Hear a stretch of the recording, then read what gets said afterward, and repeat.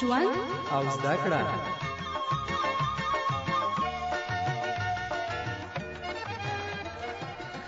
په خاورو کې زر. درنو اوریدونکو السلام علیکم. زه نصیر احمد احمدی یم او تاسو په خاوره کې زر خبرونه اورئ. کمپیوټر به هم روښانه کړم. دا ولې نه روښانه کیږي؟ ودرې بیا به کوشش وکړم. دا دی روښانه شو. کمپیوټر څنګه په ځان روښانه شوې؟ ته خو پوهیږې چې هر شی په خوراک انرژي پیدا کوي. نو ته خو ماشین یې، خوراک نه کوې. زه ماشین یم، برق کمزوری و، برق مې خوراک دی. سمه ده، پوه شوم. اوس به د خبرونې برخه اوریدونکو ته ور وپېژنو. روز به یو نفر اضافه کېده، دغه د خدای عمل وس راځي راته پوښتنه تقریبا 400 کور راځي او بره سوړي. مشکلات زیاد بود اما ستونزې ډېرې وي، خو د هرې ستونزې لپاره د حل یوه لاره شته. کله چې د معاملاتو راهنما ته ولاړم چې دکان په کرایه ونیسم، نو ماته یې دکان نه راکولو. دوی داسې ګمان کولو چې زه نشم کولی یا زما کار به ونه چلیږي. ګاز یې ور واغېست، ما خو عین ویښتان سوځېدلي. لومړی د هغه چا خبرې وې چې د یوې سیمې د خلکو ستونزو او اقتصادي حالت په کتلو سره یو کار پیل کړی و. ورپسې یوه داسې مېرمن وه چې یو وخت چا د کار لپاره دکان په کرایه نه ورکاوه، خو دې پر خپل ځان باور درلود او په سختو یې کاروبار پیل کړ. او کیسه هم د داسې ځوان ده چې د کور ستونزو مجبوره کړ چې خپلې زده کړې پرېږدي او کار وکړي.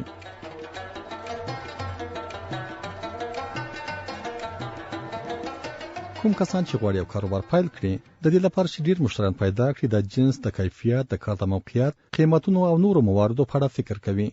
خو په کاروبار کې ځینې نور ټکي هم مهم دي. د مثال په توګه ځینو کسانو کوشش کړی چې د کاروبار تر پیلېدو مخکې د سیمې د خلکو ستونزې او اقتصادي وضعیت ځان ته معلوم کړي، یا په بله معنا دوی ځان پوه کړي چې په دې سیمه کې څومره غریب او څومره شتمن خلک ژوند کوي او دوی څه ته اړتیا لري. په دې اړه زموږ همکار اقصا صدیقي له داسې چا سره خبرې کړې چې د یوې سیمې د خلکو د څښلو د اوبو کموالي ته په پام یې خپل کاروبار پیل کړی دی. قدرمن اوریدونکو، غواړم له داسې چا سره خبرې وکړم چې دوی د خلکو ستونزو او اقتصادي وضعیت په کتلو سره یو کاروبار پیل کړی دی. دوی فلتر شوي اوبه خرڅوي. اول به دوی موږ ته ځان راوپېژني. زما نوم میر احمد، چون تقاعد شوی یم، بیکاره وم. دغه کار مې شروع کړی دی. په دغه منطقه کې یو بوتل اوبه په 50 افغانۍ وي چې هغه 19 لیټره بوتل ده. چا چې پیسې لرلې خلکو به دغه اوبه خوړلې، څوک چې غریبان و هغه به نه کولې. د کابل د ښار اوبه ټول کړي دي، د سپټیک څاګانې وستلې دي. نو ماته دا درک پیدا چې زه به دا کار وکړم. ته په تلاش مې وکړ چې اقتصادي مشکلات مو په هغه سبیره باندې مې تقریبا په روز کال د اقرب په میاشت کې اول تاریخ باندې مې دلته د اوبو فلټر کېښوه. هغه وخت مې کار بنا کړی ده. د مشتریانو ټلیفون لکه چې والو د مشتریانو ټلیفون د اوبو ضرورت اوبه غواړي، زه اوبه تولیدوم. فلټر شوي د محل د خلکو په غوښتنه باندې برابر اوبه فی لیټر په هر ساعه کې په 1 افغانۍ باندې ورکوو. که شرکت راځي کې په کور کې غواړي. تاسو څنګه پوهیدئ چې د دې سیمې خلک په کوم اقتصادي وضعیت کې ژوند کوي او له کومو صحي ستونزو سره مخامخ دي چې تاسو نسبت په نورو باندې اوبه ارزانه دوی ته خرڅوئ؟ خو دې چې په هره منطقه کې خان سړی هم شته، غریب هم شته. خان چې خدای کې بوتل په 200 روپۍ ورکړي مرانسي امکانات لري، ولې غریب دا اوس هم غریبان سي 100 روپۍ ځای لیټر په 1 افغانۍ ورکوم یا یو بوتل په 100 روپۍ ورکوم، دغه امکانات هم نه لري. نو په دې خاطر باندې دلته تسمین ول خپل ژوند هم دلته کوم، په دې خاطر باندې د خلکو د مشکل په خاطر باندې دا کار بنا کړی دی. نو دغه سیمه تاسو ولې غوړه کړه؟ دغه سیمه اوبه چې ډېری خراب دي. مونږ چې دا اوبه تاسو پیا کوو دا په 120 متر کې برمه ولا دغه اوبه چې خوږی اوبه دي دغه استفاده کوو، اته جامل نه میځي. الهته د کار زما بدلته چې دلته خپل ژوند کوم، په دې منطقه کې ژوند کوم. نو تاسو څنګه پوهیدئ چې دغه ستاسو کار به کامیاب وي؟ الله پاک او ته حرکت وکړه، زه برکت کې واچوم. پوه ما حرکت وکړه، الله پاک برکت کې واچو. بس شکر اوس راضي یم، د مشکل نه لرم. په دغه نه کې دروازه اوس تقریبا 5000 لیټر اوبه د روز توزیع کوم. کوم امکانات او ترانسپورت نه لرم او اقتصادي حالت قضا نه کوي. کچیر مات امکانات ما سر د ټول نه یته ورکم. مخکې مال دل چې یو بوتل یعنی 19 لیټر اوبه په 50 افغانۍ ورکړي، نو مال زې لیټر په ورکوم. نو ما کار معمولا دغه کامیاب ده. عملا مې ولید له پوښتنه نو دا ما کار مې بنا ک تقریبا 4 میاشتې د خپل د دکان کرایه او د برق بل ما د جیب نه ورکه، څوک نه خبر نه و. ولې د امکانات ما نه لرل. زه اعلانات وکم په ټلویزیون کې، پر اډوي کې د امکانات څخه مشکل وو.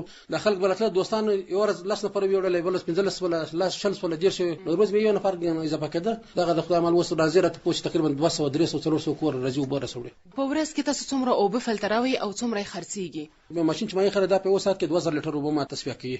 3000 4000 لیټر پورې پروشات لرم، امکانات لرم.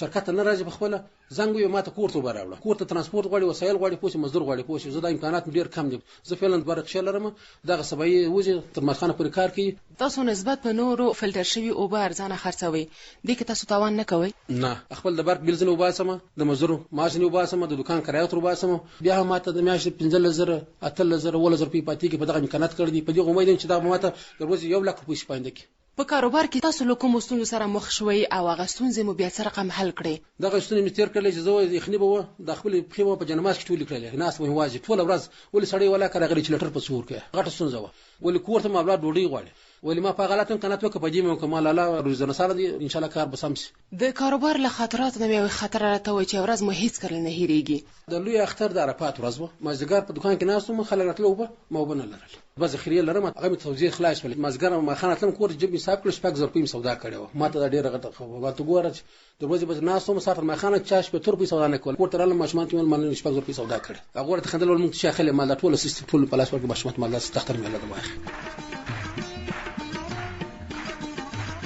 کمپیوټر د نړۍ د هغه هیواد په اړه معلومات لټول چې تر ټولو ډېری خوږې اوبه لري پیدا دې کړل بس لګیا وم چې مرکه خلاصه شوه ما یې په اړه معلومات پیدا کړي برازیل یو له هغو هیوادونو څخه دی چې ډېرې خوږې اوبه لري بېشکه چې کمپیوټر یې نو څومره اوبه لري د نړۍ 12% خوږې اوبه په برازیل کې دي دوستانو ځینې کسان چې غواړي یو نوی کاروبار پیل کړي ځینې خلک ورته وایي چې ته دې کار نه یې جوړ او یا هم دا کار نشي کولای له همدې سببه ځینې د همدې خبرو تر تاثیر لاندې راځي او زړه نازړه وي یا هم هغه کار پرېږدي خو ځینو نورو پر ځان باور کړی او خپل کار ته یې دوام ورکړی دا چې څنګه یې له منفي خبرو سره مقابله کړي بیا هم زموږ همکاري له یوې داسې مېرمنې سره خبرې کړې چې قهوه خانه یې جوړه کړې دې مېرمنې ته په پیل کې هم څو کسانو ویلي وو چې ته دا کار نشي کولای درنو دوستانو یوې داسې قهوهخانې ته راغلی یم چې د دې قهوهخانې مالک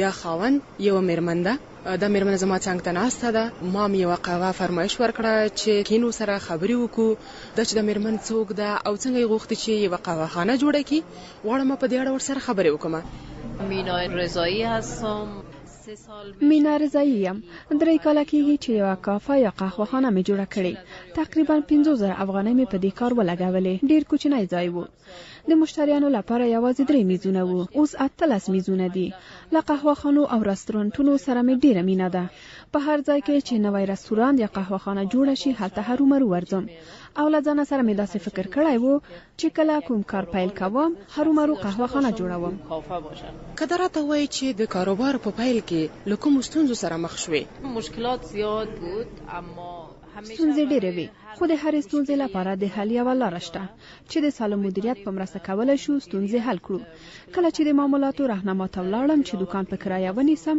نو ماته یې دکان نه راکولو دوی داسې ګمان کولو چې زه نشم کولی یا زما کار به ونه چلیږي او د دکان کرایه به نشم ورکولی بالاخره یو ځای مې په کرایه ونیو هغه ورځ چې غوښتل مې قهوهخانه تنظیم کړم څنګ ته د رستورانتونو مالکین او نورو دکاندارانو په یوه بله سترګۍ ما او زما کار ته کتل چې یوه ښځه څنګه کولی شي داسې یو کار وکړي خو د وخت په تېرېدو سره پوه شول چې داسې ښځه نه یم چې پر ځان باور ونه لرم ان کله کله یې له ما سره شخړې کولې خو ما د خپل حق دفاع کوله او زما احترام لري او خوشحاله یم چې د دوی مفکوره مې د خپل ځان او کار په مقابل کې بدله کړه نو دا ستونزې دې بیا څنګه حل کړې که د هر کار منفي ټکو ته یوازې پام وکړو نشو کولی پر مخ ولاړ شو داسې کسان هم شته چې ماته روحیه او مثبت انرژي راکوي مثلا ځینې مشتریان ماته وایي د ښځو لپاره دې څومره ښه ځای جوړ کړی دا څومره ښه کار دی چې د دې خبرو په اورېدو له خپل کار سره مې نوره هم مینه زیاتیږي او ځکه ناهیلې نشوم چې هر کاروبار کې لوړې او ژورې وي د ستونزو د حل لپاره باید ډیره هڅه وکړو ما په لومړی کال کې هیڅ عاید نه درلود خو بیا هم ناهیلې نشوم او پر ځان مې باور درلود چې یوه ورځ بریالی کېږم نو بل ځای کې مې کار کولو او هغه پیسې مې دلته مصرفولې همدا وه چې ورو ورو زما کاروبار ښه شو او باید صبر وکړو څو خپل هدف ته ورسیږو تاسو په خپل ځان باور درلود نو خپل کار دې څنګه پیل که راته کیسه وکړه بعضیا میگن که ځینې کسان که وایي ما د خپل کور هر خښ ته په خپله ایښي، نو ما هم د دې قهوهخانې هر خښ ته په خپل لاس ایښي. لوښي، څوکۍ، میزونه او تابلوګانې مې په خپله خوښ کړي چې مصارف یې کم شي، او هغه شیان مې دلته ایښي چې زما خوښیږي. د شپې تر ناوخته مې دلته کار کولو، بیا کور ته تلم چې وظیفه کې وم. زړه مې ډېر نارامه و چې کارونه څنګه دي.